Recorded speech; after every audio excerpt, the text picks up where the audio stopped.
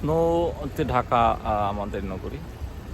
স্নোফলে সাধারণত স্নোফল যেদিন হয় সেদিন টেম্পারেচার ততটা বেশি থাকে না।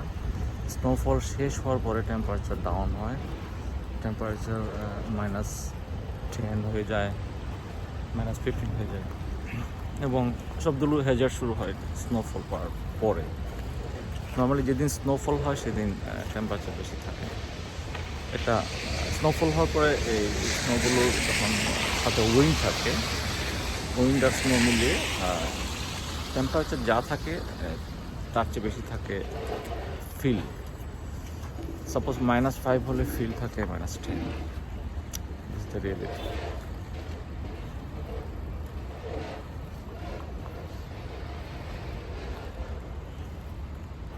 নিউ ইয়র্ক সিটিতে সাধারণত টেম্পারেচার একটা সহনীয় পর্যায়ে থাকে, বা স্নোফলটা একটু কন্ট্রোলে থাকে।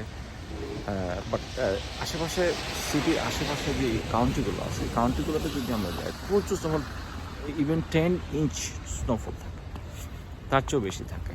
যেমন আমাদের পাশের কাউন্টি, ওয়েস্টেস্টার কাউন্টি, অরেঞ্জ কাউন্টি, বা নিউ জার্সিতে বা কানেক্টিকাটে গেলে সেসব এলাকায় স্নোফল আরও বেশি হয়। সিটিতে একটু কম হয়।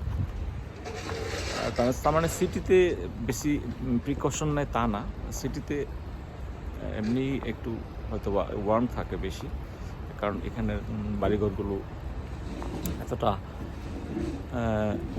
কনজাস্টেড থাকে যে এখানে প্রচুর মানুষের বসবাস।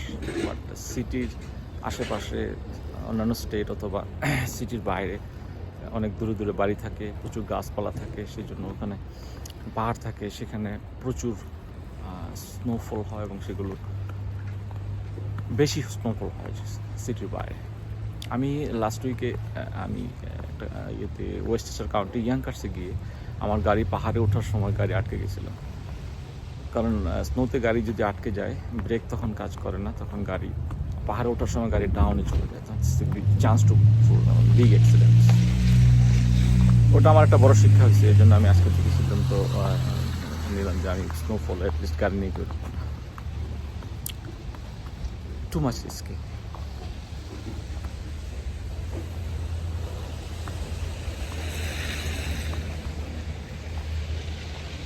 আমরা যারা আমেরিকায় নতুন আসছি, তাদের কাছে স্নোফলটা অনেক সময় আসলে বেশ ভালো লাগে, সব কিছু হোয়াইট হয়ে যায়, তখন আমরা ছবি তুলি, ভিডিও করি, এটা আমাদের কাছে একটা আনন্দের মনে হয়। কিন্তু যারা এখানে বসবাস করে সবসময় থাকে, তাদের কাছে এটা একটা বিগ হ্যাজার্ড। স্নোফল মানে তাদের বের হতে প্রবলেম, স্কুলে যাওয়া প্রবলেম, অফিসে যাওয়া প্রবলেম, তাদের কাছে সেটা এতটা আনন্দদায়ক হয় না, বা তারা এটাকে অ্যাজ ইউজুয়াল মনে করে। আমাদের কাছে এটা কিছুটা, আমি জাস্ট 2 ইয়ার্স পাস হয়েছি এখানে, আমার কাছে মনে হয় আমাদের বাংলাদেশে তো স্নো নাই, সো এটা আমার কাছে ভালোই লাগে। তবে এটা স্নোর পরে যে রাস্তাঘাটের যে অবস্থা, যে সিচুয়েশন হয়, এটা কিন্তু খুব ভালো না। অ্যাক্সিডেন্ট বেড়ে যায়, মানুষের মুভমেন্টের প্রবলেম হয়, এটা আসলে প্রবলেম।